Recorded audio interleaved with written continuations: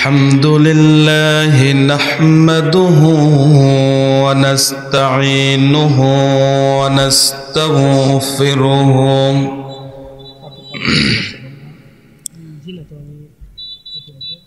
ونعوذ بالله من شرور أنفسنا ومن سيئات أعمالنا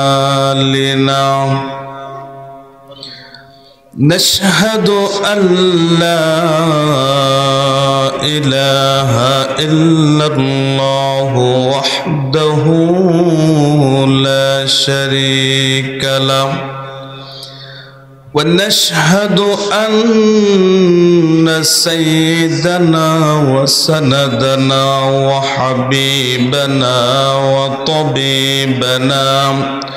وطبيب قلوبنا ومولانا محمدا عبده ورسوله أرسله بالحق بشيرا ونذيرا وداعيا إلى الله بإذنه سراجا وقمرا منيرا فقد قال الله تعالى في كلامه المجيد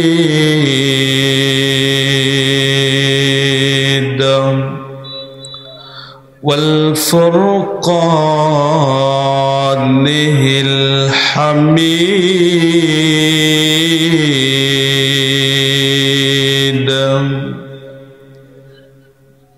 সকলে উচ্চ আওয়াজে আনন্দ চিত্রে বুলন্দ আওয়াজে আমার সাথে পড়ুন আউযু বিল্লাহি মিনাশ শাইতানির রাজীম বিসমিল্লাহির রহমানির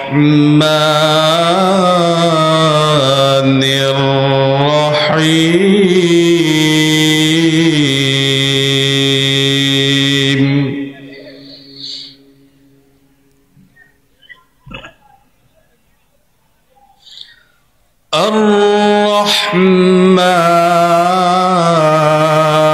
الرحمن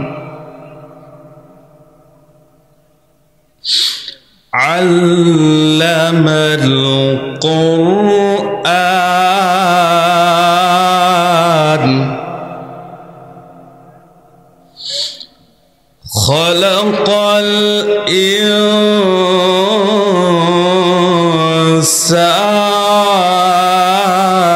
الإنسان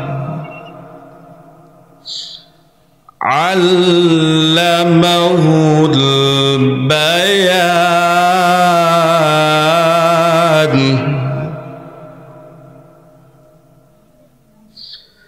الشمس والقمر بحسبان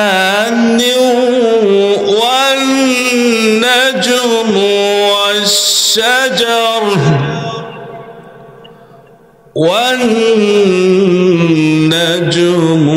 والشجر يسجدان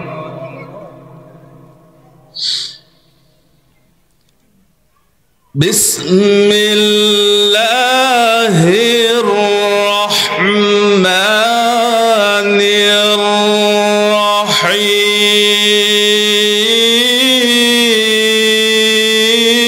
الرحيم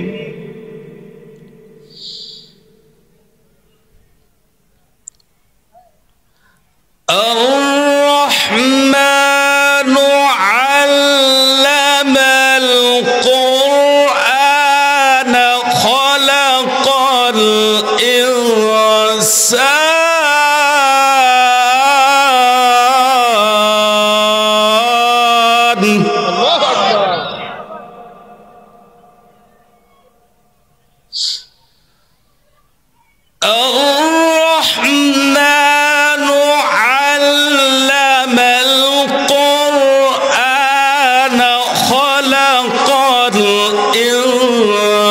الإنسان علمه البيان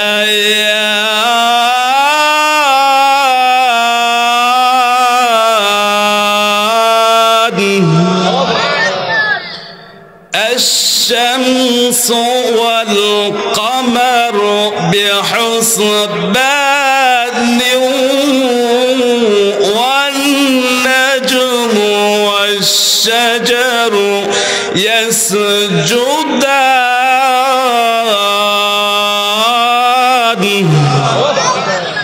والسماء رفعها ووضع الميزان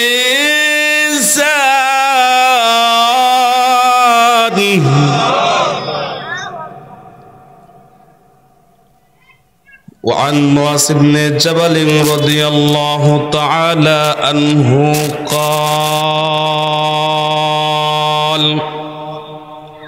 قال رسول الله صلى الله عليه وسلم أخلص دينك يكفيك العمل القليل رواه الترغيب.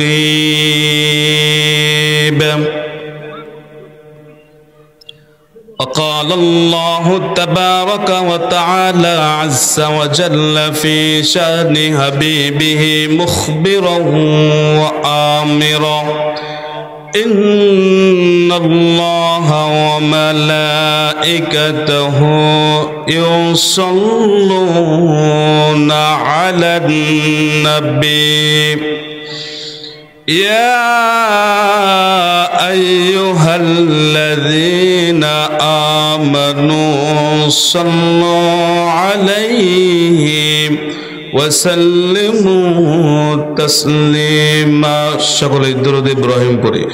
اللهم صل على محمد وعلى آل محمد كما صليت على إبراهيم وعلى آل إبراهيم إنك حميد مجيد.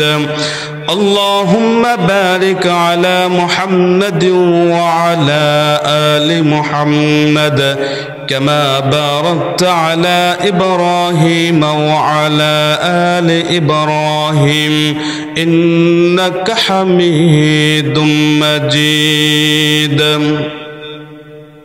أما بعد গ্রাম করমজা বাইতুল মামুর জামি মসজিদের উদ্যোগে সপ্তম অধিবেশন বিরাট ইসলামী জালসার সম্মানিত সভাপতি, সম্মানিত প্রধান অতিথি, আমার সারে তাজ উস্তাদ সমতুল্য, উক্ত মাহফিলের সম্মানিত প্রধান বক্তা হযরত মাওলানা মুফতি আরিফ বিল্লাহ ভোলাবি সাহেব দামাত বরকাতুহুম আলিয়া,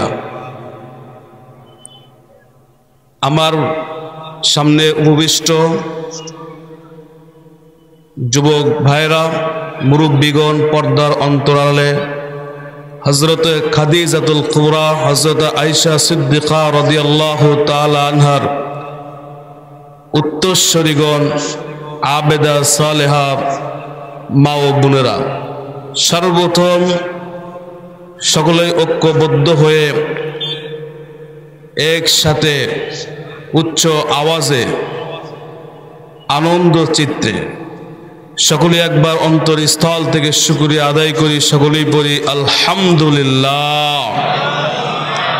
লক্ষ কোটি দরুদ সেই মহামানবের জন্য যিনি ছিলেন সাইয়্যিদুল মুরসালিন, ইমামুল মুত্তাকিন, খাতামান নাবিয়িন, মানব জাতির প্রধান মানব, একজন নির্ভীক বীর পুরুষ, সেই মহামানবের জন্য একবার অন্তরস্থল থেকে দরুদ শরীফ প্রেরণ করছি। সকলেই পড়ি সাল্লাল্লাহু আলা মুহাম্মদ সাল্লাল্লাহু আলাইহি ওয়া আলিহি ওয়া সাহবিহি ওয়া বারাকা ওয়া সাল্লামা। সম্মানিত মুসল্লিগণ, সূরা আর রহমান থেকে তেলাওয়াত করছি, এখান থেকে কথা বলবো ইনশাআল্লাহ। সূরা রহমান থেকে তেলাওয়াতকৃত আয়াতের তর্জমা হলো, আল্লাহ রাব্বুল আলামিন বলেন, আর রহমান, দয়াময় আল্লাহ। আল্লাহ রাব্বুল আলামিন আমাদের উপর অনেক দয়া, ইহসান, মেহেরবানি এবং ফজল ও করম আল্লাহর পক্ষ থেকে আছে কি না? জোরে বলেন।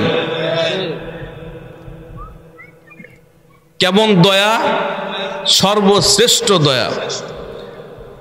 আল্লামাল কুরআন, আল্লাহ রাব্বুল আলামিন আল্লামাল কুরআন, কোরআনকে শিক্ষা দিয়েছেন। সুবহানাল্লাহ বলবেন না? শ্রেষ্ঠ কিতাব, পৃথিবীর মধ্যে সবচেয়ে উৎকৃষ্ট দামি শ্রেষ্ঠ কিতাব আল কোরআনকে আল্লাহ রাব্বুল আলামিন আমাকে আপনাকে শিক্ষা দিয়েছেন। বলুন সুবহানাল্লাহ। এর চেয়ে দামি কিতাব আছে? আছে, জোরে বলেন আছে। এই কোরআনের সাথে আজকে আমাদের সম্পর্ক একেবারেই নাই, জোরে বলুন ঠিক কিনা? আজ থেকে প্রায় অনেক বছর আগে দেখা গেছে যারা এই দুনিয়াতে জীবিত ছিল আজকে তারা নাই, জোরে বলুন ঠিক কিনা? একদিন আমরাও থাকবো না। আগের জমানার লোকেরা তারা কোরআনের সাথে সম্পৃক্ত ছিল, তাদের দিল এবং মন, জোরে বলুন ঠিক কিনা? তারা ইশারের সময় যখন বিছানায় যাবে তার পূর্বে সূরা মুলুক তেলাওয়াত করে বিছানায় শুয়ে পড়ছে। এরপরে ফজর আগে উঠে ফজরের 2 রাকাত সুন্নত, 2 রাকাত ফরজ বা জামাতের সাথে আদায় করে বাড়িতে গিয়েই একটা বালিশের উপর সুন্দর করে কোরআন শরীফ বিছিয়ে সূরা ইয়াসিন তেলাওয়াত করছে, জোরে বলুন ঠিক কিনা? মা এবং বোনেরা তারা কি করত? ওযু করে আগে কোরআন শরীফ তেলাওয়াত করে তারপরে সংসারের কাজ করত, জোরে বলুন ঠিক কিনা? কিন্তু ওই সময় দেখা গেছে তাদের ইনকাম ছিল কম, কিন্তু সংসারের মধ্যে আল্লাহর পক্ষ থেকে অশেষ রহমত এবং বরকত বর্ষিত হইতো, জোরে বলুন সুবহানাল্লাহ। আজকালকার মা বোনেরা কি করে শুনতে চান আপনারা? তারা পার্শ্ববর্তী দেশগুলোর বিভিন্ন চ্যানেল, ইউটিউব, ফেসবুক আরো কত কিছু দেখে সারা রাত কোথায় দিয়ে চলে যায় তারা দিশাও পায় না, জোরে বলুন ঠিক কিনা? ফজরের আজান হয়ে যায়, মুয়াজ্জিন সাহেব মসজিদের মাইকে আজান দিয়ে দেন, তারা আজানের জবাব দেয় না, আজান শুনতেও পায় না, জোরে বলুন ঠিক কিনা? এই সমস্ত মেয়েরা করে কি? সারা রাত ঘুমিয়ে যায়, টিভির পর্দায় তাদের চোখ রাখে। এক পর্যায়ে ফজরে আজান হয়ে যায়, তসবিহ তাহলিল কিছুই নাই, এদিকে সকাল 9টা বেজে যায়, তারপর আস্তে আস্তে ঘুম ভাঙে, জয় বলুন ঠিক কিনা? বর্তমান সময়ে প্রত্যেকটি পরিবারে অশান্তি, প্রত্যেকটি পরিবারে আযাব গজব, কম না বেশি? জোরে বলুন। আগেরকার মা ও বোনেরা 5টি 7টি 8টি পর্যন্ত বাচ্চা নিয়েছেন, আল্লাহর রহমতে তাদের কোনো সমস্যাই ছিল না, জোরে বলুন ঠিক কিনা?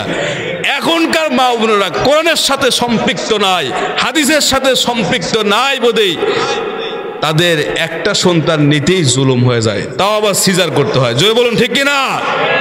এগুলো বুঝতে হবে, এগুলো জানতে হবে। আরে কোরআন এটা কি এমনি এসেছে? জোরে বলুন না, এমনি আসে নাই। আর এই কোরআন আমরা কিভাবে পড়ি? শুধু খতম দেই। রমজান মাস আসলেই বৌমা 2 খতম, শাশুড়ি 3 খতম, শ্বশুর খতম, এরপরে যারা আছে ভাই, ব্রাদার, সিস্টার, মাদার, ফাদার, এরপরে গ্র্যান্ড মাদার সহ যারা আছে তারাই শুধু কোরআন খতম দিই।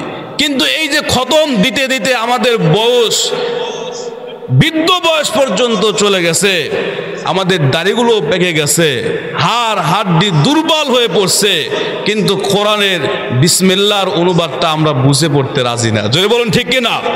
আজকে ইহুদি নাসারা খ্রিস্টান তারা কোরআনকে বুঝে বুঝে, কোরআনের সায়েন্স, কোরআনের বিজ্ঞানী তারা এইভাবে গবেষণা করে কত কিছু আবিষ্কার করতেছে।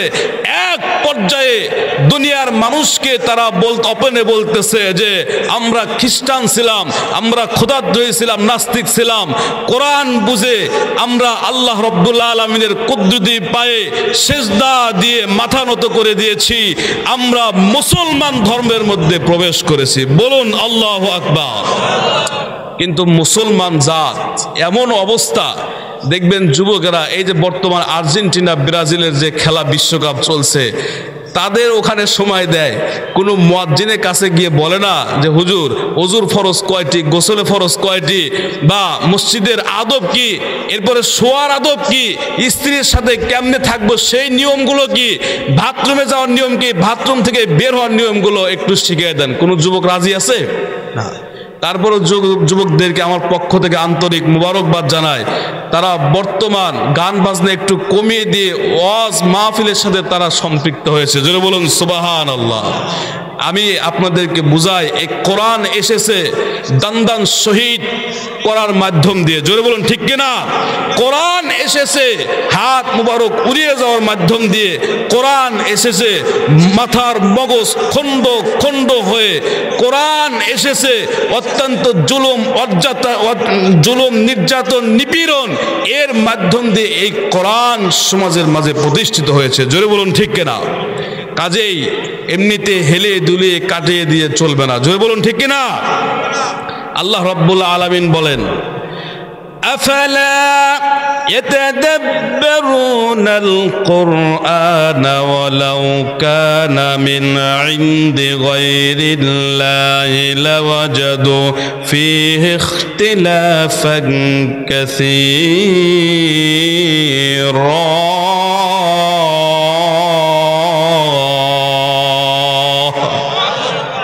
আফালা ইয়াতাদাব্বারুনাল কুরআন, এই কোরআনকে আল্লাহ তাআলা বলছেন তোমরা গবেষণা, চিন্তা, ফিকির, প্ল্যান নিয়ে পড়ো। জোরে বলুন সুবহানাল্লাহ। কোরআনকে কি করে পড়তে হবে? গবেষণা করে পড়তে হবে, জাস্টিস করতে হবে। আল্লাহ রাব্বুল আলামিন এই একটা আয়াতে কি বুঝাইতে চাইছেন, কোথায় নাজিল হয়েছে, কেন নাজিল হলো, কি জন্য নাজিল হলো, এর তরজমা কি, শানে নজুল কি, শাব্দিক অনুবাদ কি, সব কিছু জানা দরকার আছে কিনা? জোরে বলেন। যখন আপনি পড়বেন, জানবেন, তখন আপনার হৃদয় থেকে রক্তক্ষরণ হবে, হৃদয়ে আল্লাহ রাব্বুল আলামিনের যে আজমত, মুহাব্বত, এটা আরো বেশি আসবে। জোরে বলুন ঠিক কিনা? কিন্তু আমরা কোরআন বুঝতে রাজি না। আর এই কোরআন আল্লাহ রাব্বুল আলামিন বলেন, ওয়ালাউ কানা মিন ইনদি গায়রিল্লাহি লাওয়াজাদু ফীহি ইখতিলাফান কাসীরা। এই কোরআনের মধ্যে কোনো মতানৈক্য, মানুষের মতাদর্শ এগুলো খুঁজে পাওয়া যায় না। কোনো মতানৈক্য নাই। কারণ কি? এই কোরআন নাজিল হয়েছে কার পক্ষ থেকে? জোরে বলুন। আল্লাহর পক্ষ থেকে এই কোরআন নাজিল হয়েছে, বিদায় কোনো মতাদর্শ, কোনো মতানৈক্য এই কোরআনের মধ্যে পাওয়া যাবে না। সম্মানিত প্রিয় উপস্থিতিগণ, আর যদি মানুষের পক্ষ থেকে এই কোরআন নাজিল হইতো, এক একজনের এক এক মতামত, মেম্বারের কথাও কোরআনের মধ্যে আসতো। জোরে বলুন ঠিক কিনা? চেয়ারম্যানের কথাও কোরআনের মধ্যে। চেয়ারম্যান বলতে যে আমি কোথায় কোথায় থেকে আছি, আমি তো দেশেরই, আমার কথাগুলো কোরআনে ঢুকাও। বলেন নাউজুবিল্লাহি মিন যালিক। কিন্তু এই কোরআন আল্লাহর পক্ষ থেকে এসেছে, বিদায় এই কোরআনের ভিতর কোনো মতানৈক্য, কোনো মতাদর্শ নাই। জোরে বলুন ঠিক কিনা? সম্মানিত উপস্থিতিগণ, এজন্য এই কোরআনকে আমরা আঁকড়ে ধরবো। কাল কিয়ামতের মাঠে এই কোরআন কিন্তু সুপারিশ করবে। জোরে বলুন আল্লাহু আকবার। একজন মন্ত্রী, তার যদি আশপাশে লোক থাকে, মন্ত্রীর থেকে চেলাপোলামনের ক্ষমতায় বেশি। জোরে বলুন ঠিক কিনা? একজন এমপির যে সমস্ত পার্টনার থাকে, সহপাঠী, তাদের ক্ষমতা বেশি না কম? একবারে ওয়ার্ডের একজন মেম্বার, কমিশনারের থেকে দেখা যায় চেলাপোলাপান যারা থাকে তাদের ক্ষমতা আরো বেশি দেখা যায়। জোরে বলুন ঠিক কিনা? قال النبي صلى الله عليه وسلم আল্লাহর নবী মুহাম্মদুর রাসূলুল্লাহ সাল্লাল্লাহু আলাইহি ওয়াসাল্লাম বলেন, আহলুল কুরআনি ওয়া আহলুল্লাহি ওয়া খাসসাতুহু। জোরে বলুন সুবহানাল্লাহ। দুনিয়াতে একজন মেম্বার এবং তার সাথী সঙ্গীরা যেরকম আপনাদের সাথে খারাপ আচরণ করে, আপনাদেরকে শক্তির, আপনাদেরকে ক্ষমতার ভয় দেখায়, তেমনি একজন এমপি তার পোলাপান্ডাও ক্ষমতার ভয় দেখায়, একজন মন্ত্রী তার সহপাঠীরাও ভয় দেখায়, তাদের ক্ষমতা কি? জোরে বলুন ঠিক কিনা? কিন্তু রাসূল সাল্লাল্লাহু আলাইহি ওয়াসাল্লাম বলেন, আহলুল কুরআন ওয়া আহলুল্লাহি ওয়া খাসসাতুহু। আহলে কোরআন গুলোই আল্লাহর পরিবারভুক্ত এবং খাস লোক। চিৎকার দিয়ে বলুন সুবহানাল্লাহ।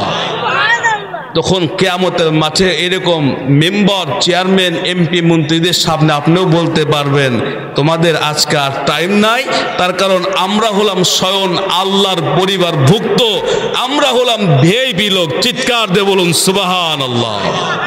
কাজে আমি বেশি কথা বলতে চাচ্ছি না। কোরআন সম্পর্কে আপনারা অনেক ধারণা পেয়েছেন।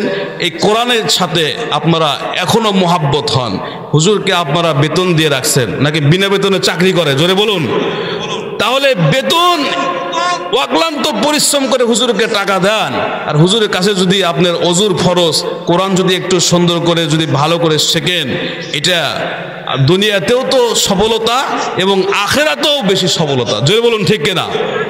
আপনারা ইনশাআল্লাহ আল্লাহ রাব্বুল আলামিনের কাছে প্রমিস করেন, ওয়াদা করবেন যে যারা কোরআন পারি না, হুজুরের কাছে গিয়ে সুন্দর করে একদম শুরু থেকে শেষ পর্যন্ত বিশুদ্ধভাবে অর্থ সহ বোঝার যেভাবে বুঝলে আল্লাহ এবং আল্লাহর রাসূল খুশি হন, সেভাবে আমরা বুঝতে রাজি আছি। বলুন ইনশাআল্লাহ। সম্মানিত উপস্থিতিগণ, এরপরে আয়াতে আল্লাহ রাব্বুল আলামিন বলেন, খলাকাল ইনসান।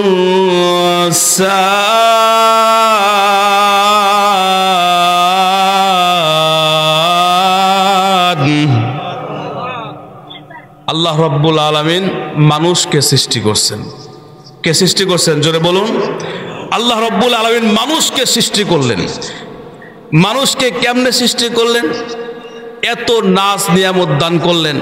আল্লাহ রাব্বুল আলামিন মানুষকে কত সুন্দর করে বানাইলেন। দেখেন, ব্রেন নামের একটি দৌলত আল্লাহ রাব্বুল আলামিন দিয়ে দিলেন যে বান্দারে, দুনিয়াতে ভালো এবং মন্দ জাস্টিস করার ক্ষমতা আমি তোমাকে দিয়ে দিলাম। সুবহানাল্লাহ বলবেন না?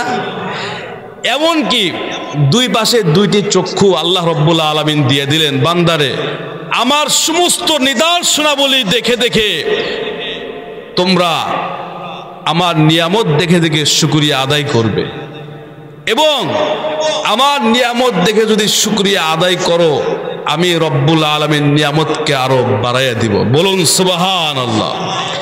আল্লাহ রব্বুল আলামিন মানুষকে এত সুন্দর করে, দামি করে, মোহাব্বত করে বানাইলেন। এই কোরআনের কথাগুলো শোনার জন্য আল্লাহ রাব্বুল আলামিন মানুষকে দুই পাশে দুইটি কর্ণ দান করছেন, কান দান করছেন। জোরে বলুন ঠিক কিনা? হ্যাঁ যুবক, এই কান কি আল্লাহ রাব্বুল আলামিন গান শোনার জন্য দান করছেন? কথা বল না কেন? এই কানকে অশ্লীল সিনেমা শ্রবণ করার জন্য দান করছেন। এই কান তো দান করছেন আল্লাহ রাব্বুল আলামিনের পুরা তামাম কোরআন শরীফ 30টি পারা আছে, এই পারার আওয়াজগুলো শোনার জন্য আল্লাহ রাব্বুল আলামিন কান দান করছেন। জোরে বলুন ঠিক কিনা?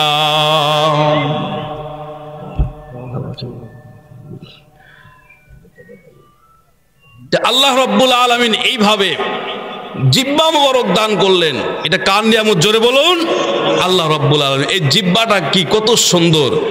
ভালো ভালো বস্তুগুলো, খাদ্যগুলো খান, কোনটা স্বাদ, কোনটার মধ্যে মজা বেশি, কোনটার মধ্যে মজা কম, এই জিহ্বা এটা সুন্দর একটা ভালো এক্সাম দিতে পারেন। জোরে বলুন ঠিক কিনা? আল্লাহ রাব্বুল আলামিন যে সমস্ত নাজ নিয়ামত দান করছেন, এই নিয়ামতগুলো ধরে ধরে খাওয়ার জন্য দুটি হাত দান করছেন। চিৎকার দিয়ে বলুন সুবহানাল্লাহ। পৃথিবীর জমিনে চলাফেরা করার জন্য আল্লাহ রব্বুল আলামিন দুটি পা দান করছেন। জোরে বলুন ঠিক কিনা?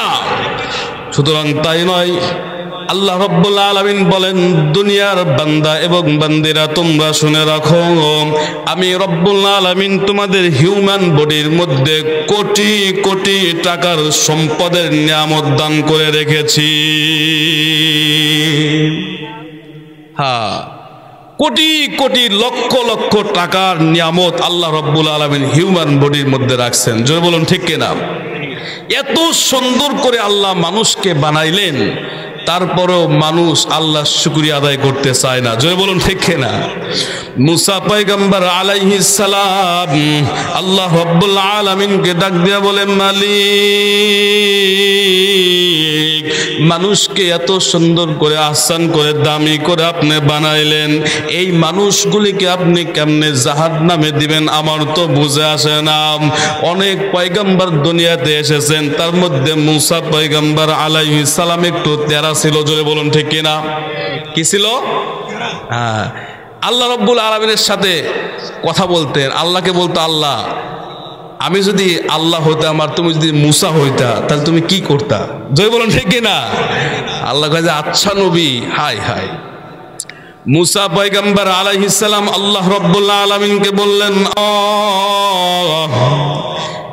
এত সুন্দর করে দামি করে আপনি মানুষকে বানাইলেন, আমার কিতাবের মধ্যে তো একটা আয়াত পেয়েছি, আল্লাহ রাব্বুল আলামিন বলেন, লাকাদ খালাকনাল ইনসানা ফি আহসানি তাকওয়িম। লাকাদ খালাকনাল ইনসান, আল্লাহ বলেন আমি সৃষ্টি করেছি মানুষকে আহসান তাকওয়িম, অত্যন্ত সুন্দর করে সুঠাম দেহের অধিকারী করে আমি মানুষকে সবচেয়ে ভালো করে আমি সৃষ্টি করছি। সুবহানাল্লাহ বলেন। হাজার হাজার মাখলুকাত, তার মধ্যে আল্লাহ রব্বুল আলামিন মানুষকে শ্রেষ্ঠত্ব দিয়ে সুন্দর করে সুঠাম দেহের অধিকারী করিয়া মানুষকে আল্লাহ রব্বুল আলামিন শ্রেষ্ঠ হিসাবে দুনিয়াতে সৃষ্টি করছেন। জোরে বলুন ঠিক কিনা? মুসা পয়গম্বর আলাইহিস সালাম আল্লাহ রব্বুল আলামিনকে বলবেন, আল্লাহ, এত দামি করে সুন্দর করে মানুষকে বানানোর পর এই মানুষগুলোকে কেমনে জাহান্নামে ফেলিয়ে দিবেন? আমার রব্বুল আলামিন মুসা পয়গম্বর আলাইহিস সালামকে একটি মিসাল দিয়ে বুঝিয়ে দেন, একটি উপমা দিয়ে বুঝিয়ে দেন।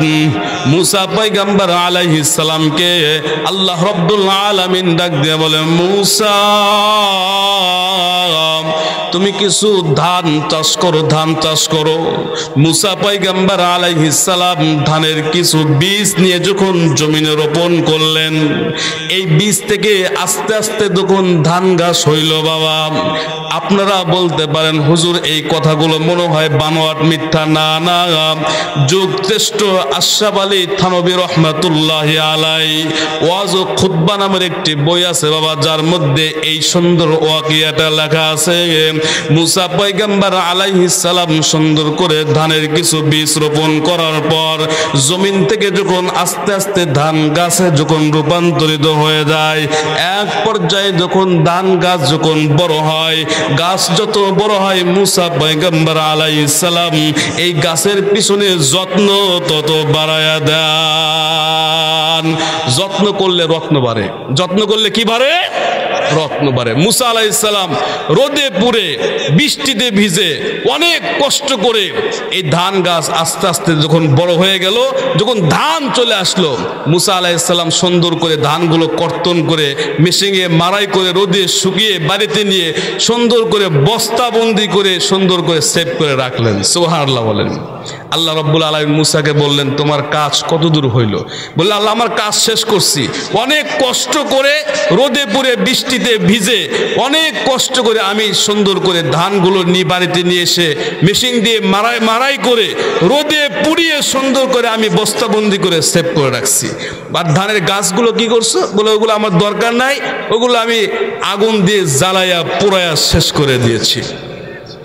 আল্লাহ রাব্বুল আলামিন ডাক দিয়া কয় মূসা আল্লাযী খালাকাল মাউতা ওয়াল হায়াতা লিয়াবলুয়াকুম আইয়ুকুম আহসানু আমালা ওয়া হুয়াল আজিজুল গফুর।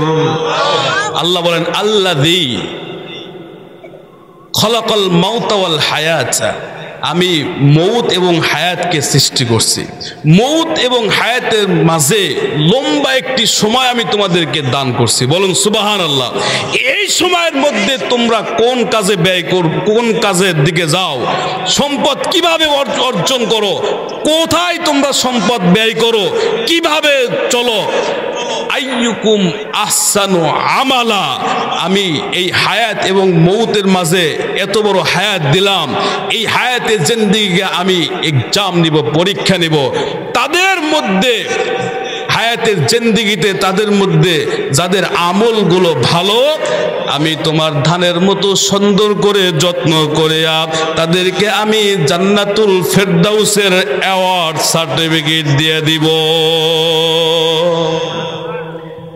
আর যারা নামাজ পড়লো না, রোজা করলো না, বেপর্দা মতে চললো এবং নিজেকে ইসলাহ করলো না, সংশোধন করলো না, তাদেরকে আমি তোমার ওই ধানের আগাছার মতন জ্বালাইয়া পোড়াইয়া শেষ করে দিব। জোরে বলুন ঠিক কিনা? আলোচনা কি বুঝতেছেন? আল্লামাহুল বায়ান। এই যে আমরা যে কথা বলি, এই কথা বলা কে শিখিয়েছেন? জোরে বলুন, কে শিখিয়েছেন? আল্লাহ রাব্বুল আলামিন। প্রত্যেকটা আয়াতের তাফসীর করতে গেলে অনেক সময় লাগবে, সময় তো কম, তারপরেও সামনে আরো 2টি আয়াত আছে, সেই আয়াতের কথা বলে ইনশাআল্লাহ শেষ করব।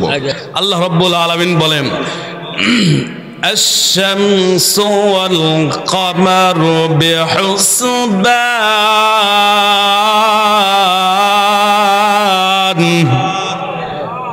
আশ-শাম সূর্য, ওয়াল কামার সূর্য এবং চন্দ্র, বিহুসবান হিসাব মতে চলতেছে। জোরে বলুন সুবহানাল্লাহ।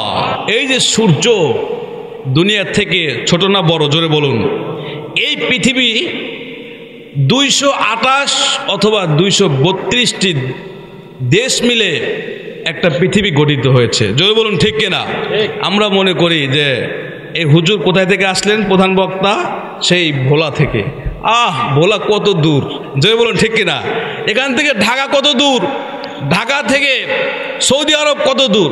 সৌদি আরব থেকে রাশিয়া, রাশিয়া থেকে মিশর, মিশর থেকে আফগান, আফগান থেকে ইরাক, ইরাক থেকে আমেরিকা, আমেরিকা থেকে সুইজারল্যান্ড, এরপরে ইংল্যান্ড। কত রাষ্ট্র আছে, কত দূর এটা মনে, কিন্তু না, দুনিয়াটা আমরা যত বড় মনে করি, আল্লাহ রাব্বুল আলামিন বলেন বাল তুসিরুনাল হায়াতাদ দুনিয়া ওয়াল আখিরাতু খায়রুন ওয়া আবকা। বলুন আল্লাহু আকবার। আল্লাহ তাআলা বলেন যে দুনিয়াটা হলো আখিরাতের তুলনায় অত্যন্ত নিম্নমানের একটা জায়গা, অত্যন্ত নিকৃষ্ট নিম্নমানের অস্থায়ী একটি জায়গা। আর আখিরাতটা হলো অত্যন্ত উন্নত মানের চিরস্থায়ী একটি জায়গা। জোরে বলুন আল্লাহু আকবার। আমরা দুনিয়াতে 10 তলা 20 তলা, এরপর আরো কত তালা, কত কিছুই বানায়, গাড়ি বাড়ি এই সেই, কিন্তু দুনিয়া কোনো এক সময় দুনিয়ার কোনো নাম গন্ধ এগুলো থাকবে? থাকবে না।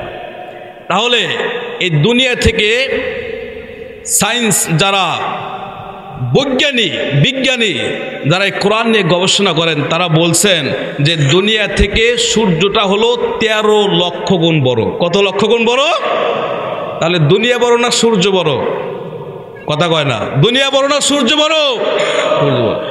সূর্য থেকে আল্লাহ রাব্বুল আলামিন ব্যাটেল জুয়েস একটি তারকা, একটি গ্রহ সৃষ্টি করছেন, সূর্যের থেকেও 33 কোটি গুণ বড়। বলেন আল্লাহু আকবার। এরকম হাজারো সূর্যকে মুহূর্তের মধ্যে গিলে ফেলবে একটি তারকা, যার নাম হলো ব্যাটেল জুয়েস। আল্লাহ রাব্বুল আলামিন এরকম প্রক্সিমা সান্টায় আলফা সেন্টাই, ব্যাটেল জুয়েস, এরকম কিছু কিছু আল্লাহ রাব্বুল আলামিন গ্রহ তারকা সৃষ্টি করে রাখছেন।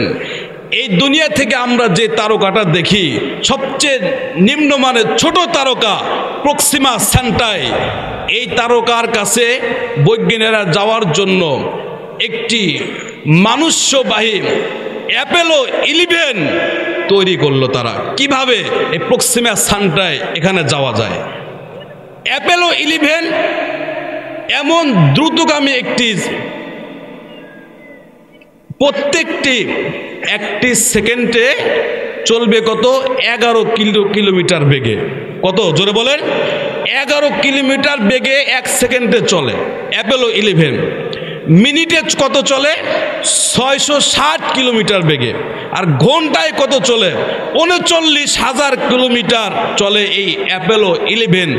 বৈজ্ঞানিকরা এই মানুষ্যবাহী এই জিনিসটা তৈরি করলো। তাহলে যেই অ্যাপোলো 11 ঘন্টায় 39,000 মাইল বেগে চলে, এইভাবে যদি প্রক্সিমা সেন্টাই কাছে পর্যন্ত পৌঁছতে চায়, তার সময় লাগবে 1,15,000 বছর। কত সময় লাগবে?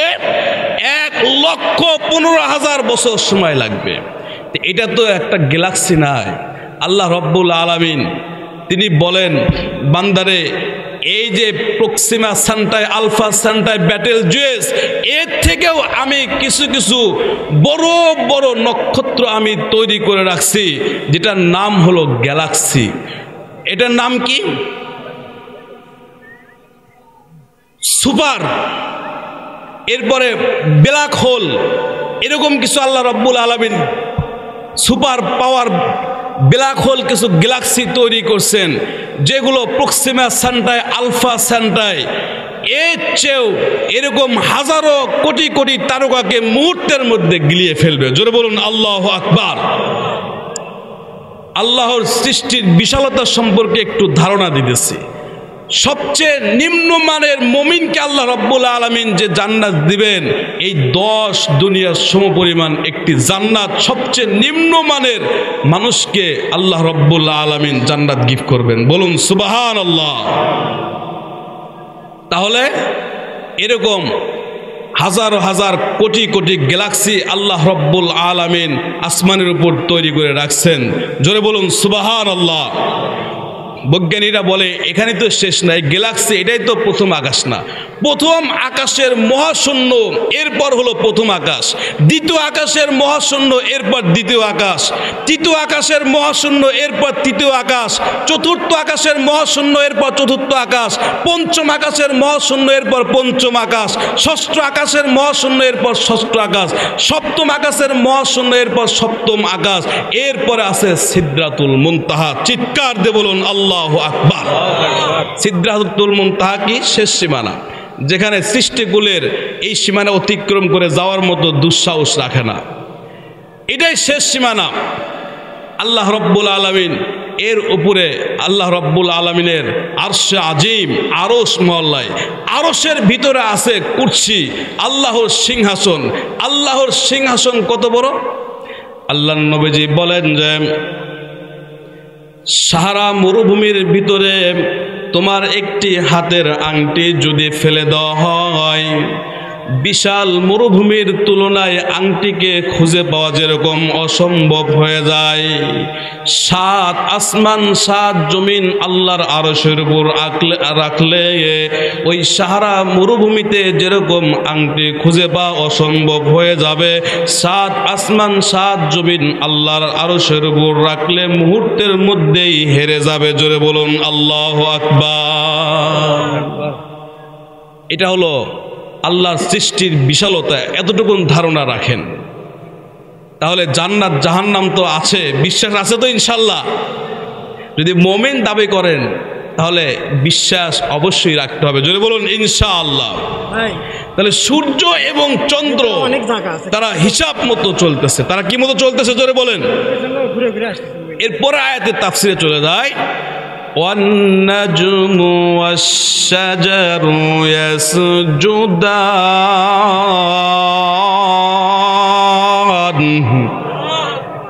আল্লাহ রাব্বুল আলামিন নাজম ওয়াস শাজার, এই দুইটি জিনিস সৃষ্টি করছেন। কিন্তু বুঝতে হবে কি নাজম কাকে বলে। এখানে অনেক মুফাসসিরিন বলেছেন নাজম, নাজমুন শব্দের অর্থ হলো তারা। নাজমুন শব্দের অর্থ কি? তারা, তারা। কিন্তু তাফসীরে ইবনে কাসির রাহমাতুল্লাহ আলাইহি লিখেছেন সমস্ত মুফাসসিরিনদের কয়েকজন লিডার ছিলেন, তার মধ্যে ইবনে আব্বাস রাদিয়াল্লাহু তাআলা আনহু, ওনাকে বলা হয় রাইসুল মুফাসসিরিন। তিনি লিখেছেন যে নাজমুন শব্দের অর্থ হলো গুরিহীন লতা গাছ। বলুন সুবহানাল্লাহ। গুরিহীন কি? লতা গাছ। যদি আমি একটু গবেষণা করি, যদি সায়েন্স নিয়ে একটু গবেষণা করতে যাই, তাহলে আল্লাহ রব্বুল আলামিন উদ্ভিদ জগৎকে 3 ভাগে বিভক্ত করেছেন। কয় ভাগে? জোরে বলুন। 3 ভাগে বিভক্ত করেছেন উদ্ভিদ জগৎকে। 1 নম্বর দেখেন, কিছু কিছু গাছকে আল্লাহ রব্বুল আলামিন নির্দিষ্ট করে রাখছেন। এই যে ইউক্যালিপটাস কিছু গাছ আছে একদম সোজা খাড়া হয়ে আছে, আবার কিছু কিছু গাছ আছে মিষ্টি কুমড়া গাছ, এরপরে লাউ গাছ, এরপরে শসা গাছ, এরপরে করল্লা গাছ। আমরা যে নামাজে রুকুতে যাই সে রুকু অবস্থায় পড়ে আছে। জোরে বলুন ঠিক কিনা? এরপরে কিছু কিছু আপনার উদ্ভিদ গাছ আছে যেগুলো সেজদায় পড়ে আল্লাহর কুদরতি পায়ে সেজদা দিতেছে। জোরে বলুন ঠিক কিনা? লতা গাছ যেগুলো একদম হলুদ হয়, যেগুলো মাটির সাথে মিশে আছে। যদি প্রাণী জগৎ নিয়ে একটু গবেষণা করি তাহলে দেখেন জিরাফ কত উঁচুতে দাঁড়িয়ে থেকে সে খাচ্ছে, অনেক উঁচুতে, রুকুতে যাওয়ার ক্ষমতা নাই, বসারও ক্ষমতা নাই। এরপরে কিছু কিছু প্রাণীকে আল্লাহ নির্দিষ্ট করে বানাইছেন, যেমন গরু, ছাগল, মহিষ, এরপরে হাতি, এরপরে কুকুর আছে কি নাই? জোরে বলেন। ছাগল, ভেড়া, উট, দুম্বা। আমরা যেরকম রুকুতে যাই তারা রুকু অবস্থায় পড়ে আল্লাহর দাসত্ব করতেছেন। জোরে বলুন ঠিক কিনা? আল্লাহ রাব্বুল আলামিন বলেন, বান্দারে কিছু কিছু প্রাণীকে এমন অবস্থায় আমি নির্ধারিতভাবে তৈরি করেছি, তারা সবসময় সেজদার হালতে পড়ে তারা আমার দাসত্ব করতেছেন। যেমন দেখেন সাপ, বিচ্ছু, ছোট ছোট পোকামাকড়, তারা দাঁড়ানোর শক্তি নাই, রুকুতে যাওয়ার শক্তি নাই, কিন্তু আল্লাহ রব্বুল আলামিনের আদেশকেও অমান্য করতে চায় না। তারা হরদম আল্লাহর কুদরতি পায়ে সেজদা করে তারা গোলামি করতেছে। চিৎকার দিয়ে বলুন সুবহানাল্লাহ। আল্লাহ বলেন, বান্দারে প্রাণী জগৎকে আমি নির্দিষ্ট করে বানাইলাম, এরপর উদ্ভিদ জগৎকে নির্দিষ্ট করে বানাইলাম, কিন্তু আমি রব্বুল আলামিন আমার বান্দা এবং বান্দীদেরকে স্বাধীনভাবে তাদেরকে আমি সৃষ্টি করেছি।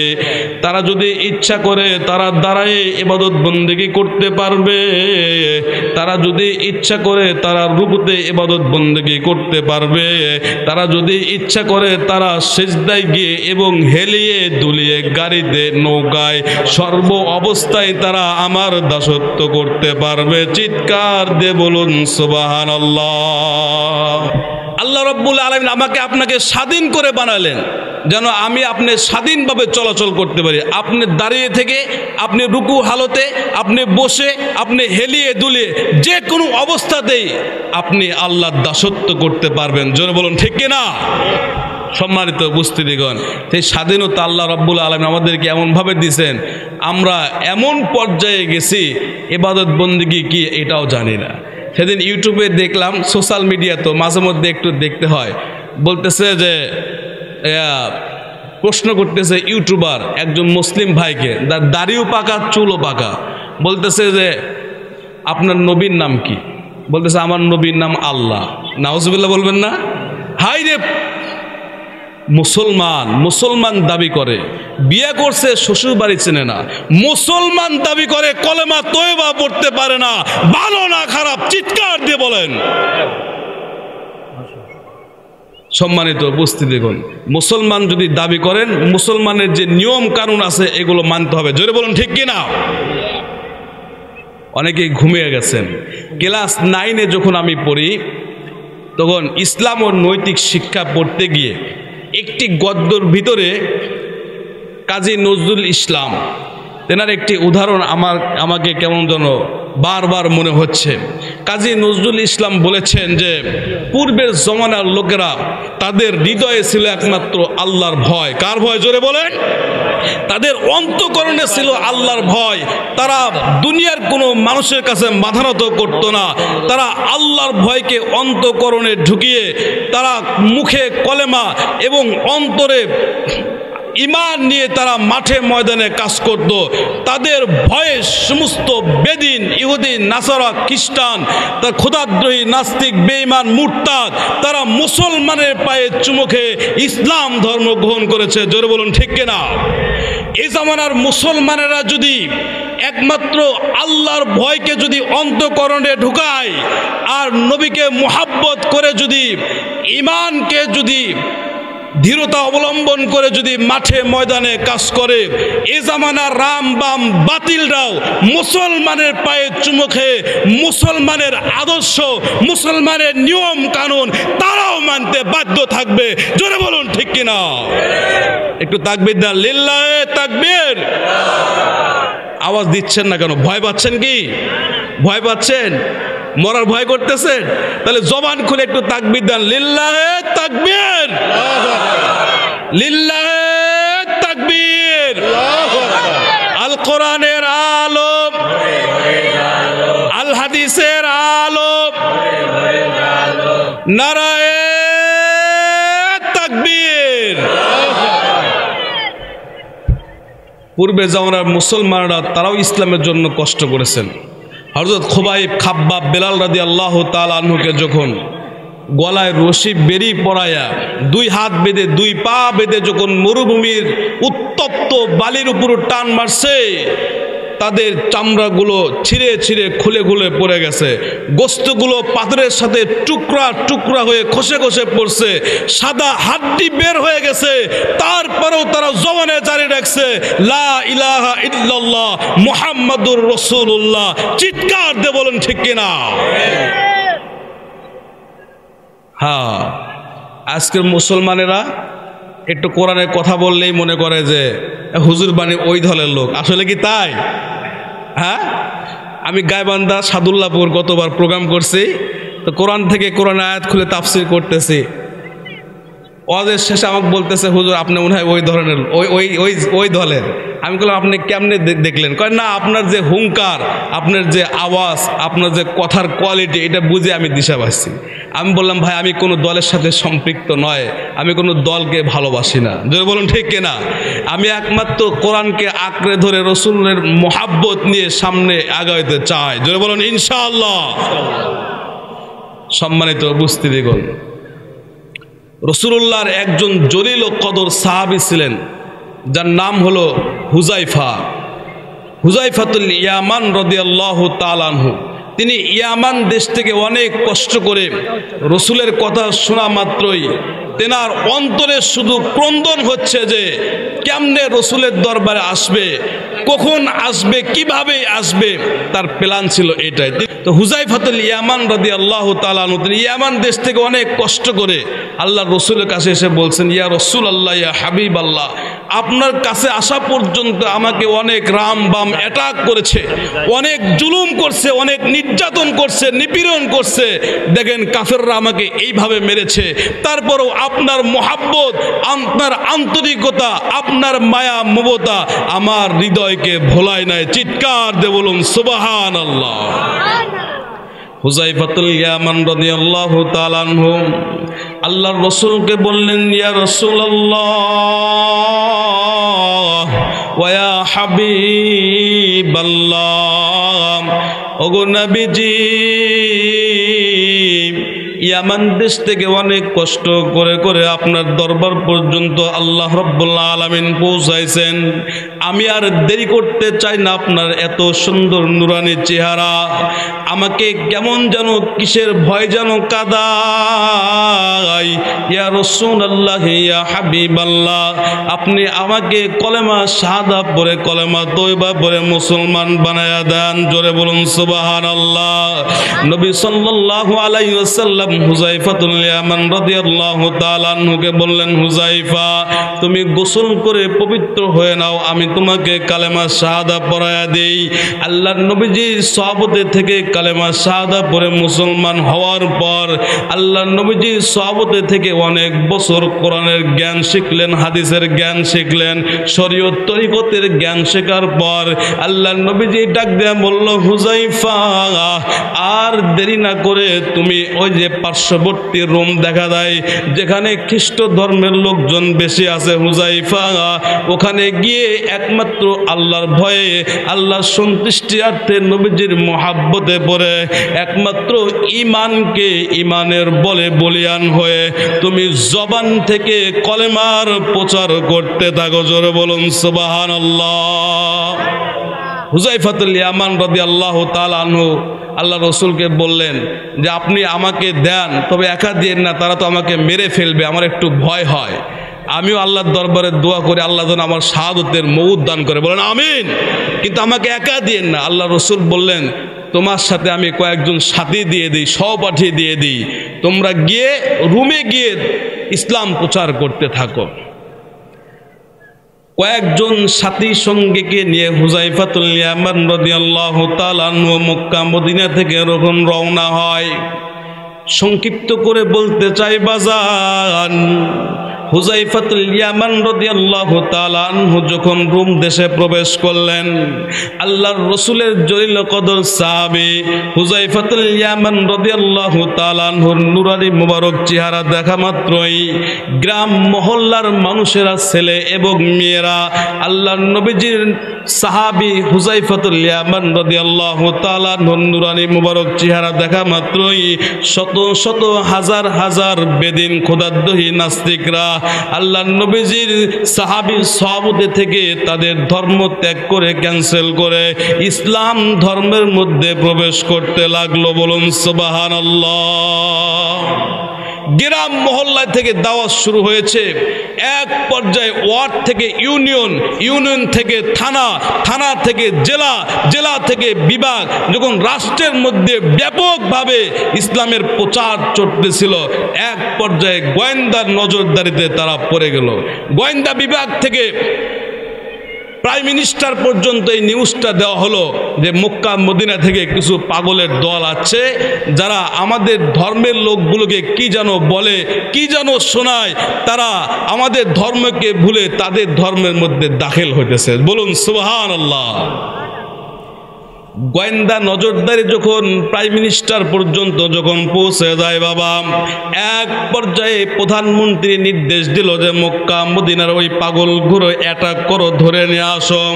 এক পর্যায়ে গোয়েন্দারা যখন হুযায়ফাতুল ইয়ামান রাদিয়াল্লাহু তাআলা আনহু সহ সাথী সঙ্গীকে অ্যাটাক করলেন, আটক করে যখন গোয়েন্দা কার্যালয়ে নিয়ে যাওয়া হয়, হুযায়ফাতুল ইয়ামান রাদিয়াল্লাহু তাআলা আনহুকে ডাক দিয়ে বলে, হুযায়ফা তোমাকে আমি কয়েকটি কথা বলতে চাই, যদি জুলুম নির্যাতন নিপীড়ন যদি সহ্য করতে না চাও, না পারো, তাহলে অবশ্যই তুমি আমার কথাগুলো মেনে নাও, আর যদি না হয় তাহলে অবশ্যই প্রাইম মিনিস্টার পর্যায়ে আমার এই নিউজটা পৌঁছায় দিব, তখন তোমার উপর অত্যন্ত জুলুম নির্যাতন নিপীড়ন চালাবে।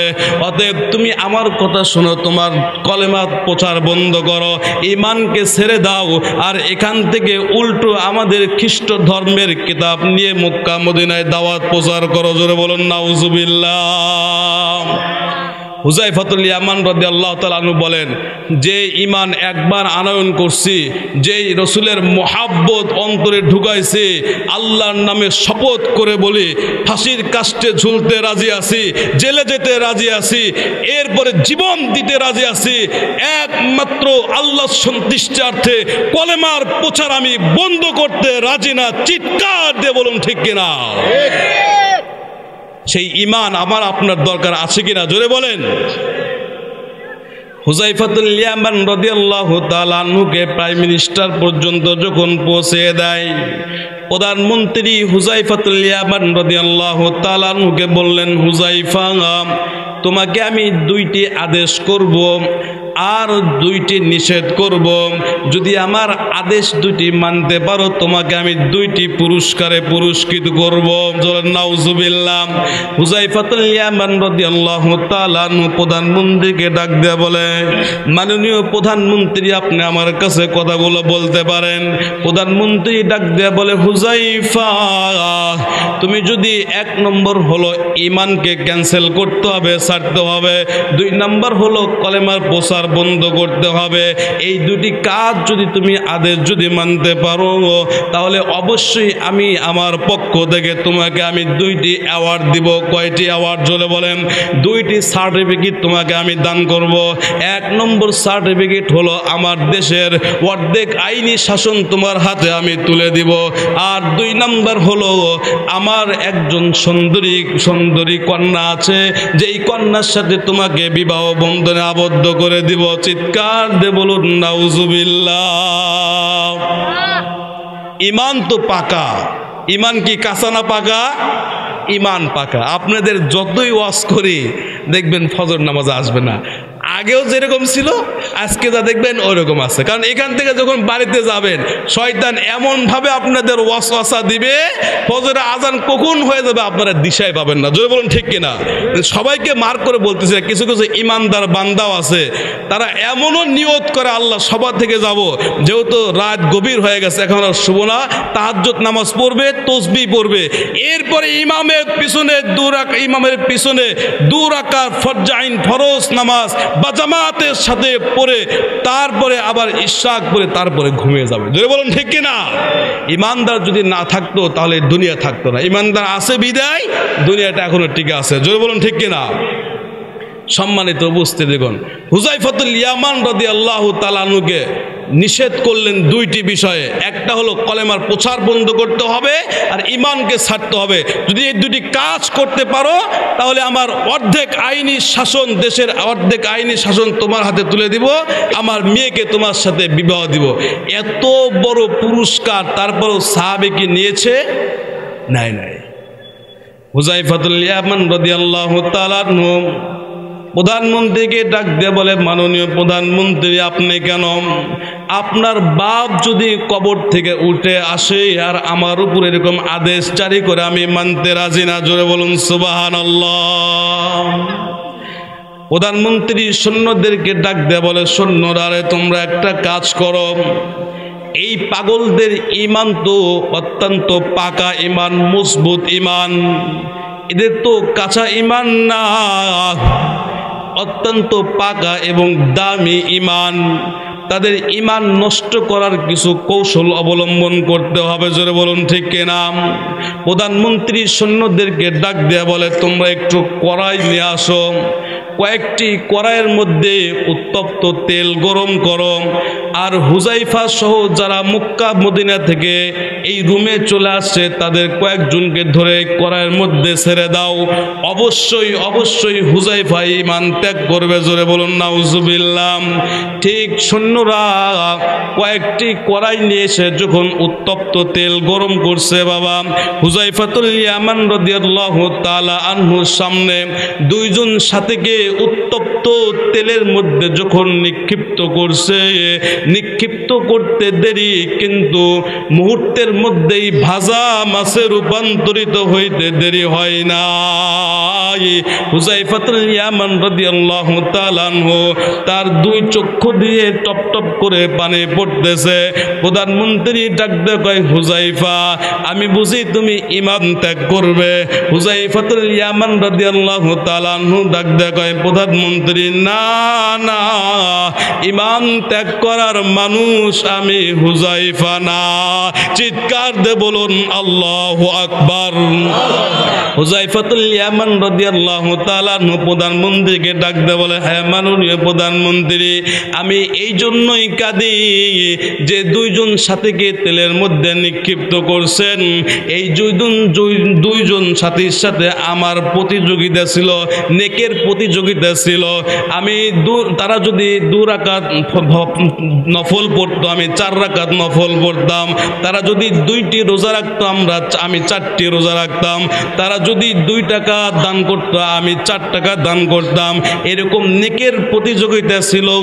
আর আমি আশায় ছিলাম যে তাদের আগে আমি রব্বুল আলামিনের তৈরিকৃত জান্নাতে ঢুকে যাব। চিৎকার দিয়ে বলুন সুবহানাল্লাহ। এই ভয়ে আমি কাঁদি যে আমার আগেই তারা আল্লাহ তৈরিকৃত জান্নাতে প্রবেশ করছে, আর আমি হুযায়ফা বেশি বেশি নেক কাজ করেও তাদের আগে আমি জান্নাতে যেতে পারলাম না, বিদায় আমি এই ভয়ে কাঁদি।